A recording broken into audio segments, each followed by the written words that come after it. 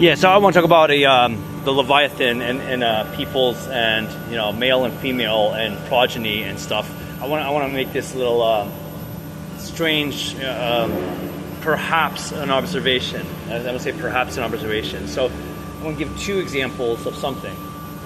Okay, not so definitive, but just to make people cognizant of like why this is stuff you don't want to be dabbling with anyway. Okay. To stick with the manifest, simple divinity, the best policy. That's according to the Bible, best policy. And I'm going to say, that could make sense, and in the lens of this as well, could make sense.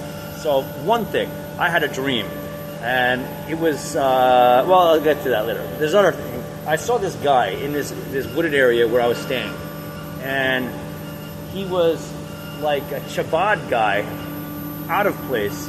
Why is he here? He had a little rickety cart, and I'm looking at him like, what is this guy doing? What is he doing there, bro? Okay, with his rickety cart, and he stopped and he stood at the trailhead of where I was, staying, and I was like, what is this? What's this guy doing there? And there was another strange thing had happened too. Like before he had arrived, there was these like gouged lines. It's kind of like a hard thing to do. I don't know how they made such a gouged line. Like on the trail, there was like it's as if you had like taken like a wire or a metal cable or something. It was like a gauged piece of metal, and like scratched into the hard soil with it, but with a lot of strength, not like weakly scraping at the ground, which is what would happen to get such a gouge with this. And it wasn't completely straight. It was a little bit like arced. So like it's a long arc, let's say 30-foot kind of like arc. It's not a straight thing. If you had like a vehicle where a piece of metal was sticking out, gouging the ground, you'd have a straight line, essentially. But here, this was a very gouged line. I mean, a very arced line. But the line was unbroken. So where it would break, the line crossed itself. So it would be an arc, and then there's like an overlap of like maybe 4 inches on each side of the gouge. And it was linked the whole way. So like whatever's causing this anomalous gouging was linked the whole way, and it stopped at the trailhead of where I was at. And I'm like, this is like a tracking mark line to something I don't want following me. And this was going on in other ways too over the maybe prior 6 months. Like there would be little what I'd call trackers that are just anomalies that shouldn't be there but are, and they're kind of trailing, making a path that could be followed. I even met a guy who was doing that, marking a trail, and I didn't tell him that's what I thought he was doing, but when I asked him about it, he told me that's what he's doing. He's making some kind of like astral trail markers. And I'm like, oh boy, yeah, that's kind of what I thought you were doing. But anyway, back to what the dialogue here is about.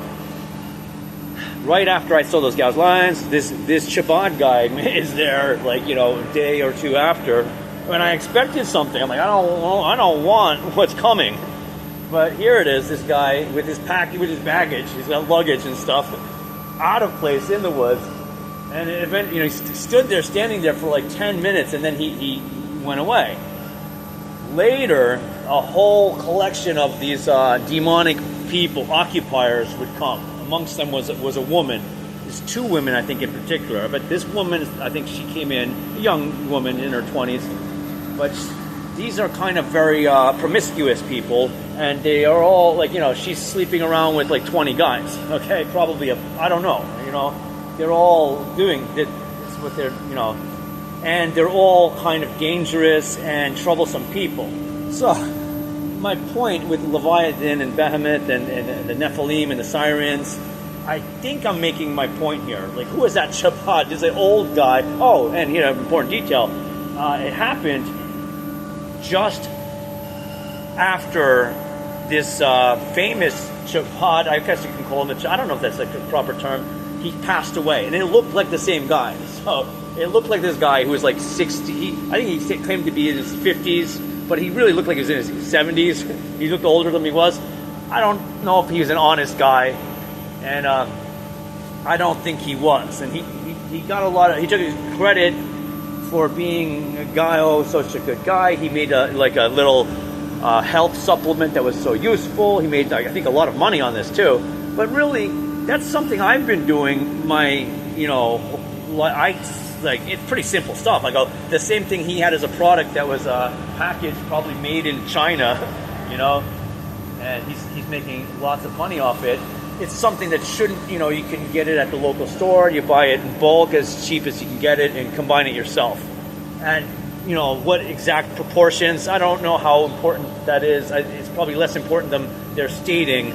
But essentially the rough complex, and I'll say the rough complex of these things, pretty basic stuff, but it was my most distilled health supplement that I could come up with. And so that's exactly what it is. But so here's this guy, he just passed away, and here a guy that looks exactly like him, manifesting in this way, and then, coincidentally, this whole pack of people kind of move into the area, doing all kinds of gaslighting, and there's all kinds of supernatural stuff affiliated to it, I'm telling you. But here's one more example of something similar. I had a very rough time battling these serendipitous bad encounters with people who had bad intention for me. Didn't like I was talking about really the current world politics that is disturbing. 2016, you know what I'm talking about. And really a lot of astral conflict and entities and trying to avoid these crazy encounters with people and things. Pretty crazy. But I had a dream that there was this guy in a doctor's gown, and he was taking my blood, and he was smiling. He was so happy he was able to siphon blood from me as I was sleeping. And he was a doctor, and I'm on a medical table, and he's getting blood out of me. But it was actually my mother. It was a male, but I could sense that was actually the spirit in my mother. My mother is on her mother's side, on her grandmother's side, is maybe we call it those people, those people, and I don't recognize their theology in saying that it's those people, but that's what it is. And there's kind of some strangeness in. I had a dream when I was a child once that my mother and my godmother that she had chosen, who I don't really know, she was over, and but I had a dream about her and my mother while I was sleeping, and she had visited. Only one or two times I only met her, but she had these talons on my shoulders. She had this transformed visage, and she was wrapping me in this rags, and it was not good. And it was I don't know what that dream stuck. It was just a creepy dream. It was my mother and her friend were doing this to me, and it was what the hell's this? I didn't feel right about it. It felt creepy as all hell.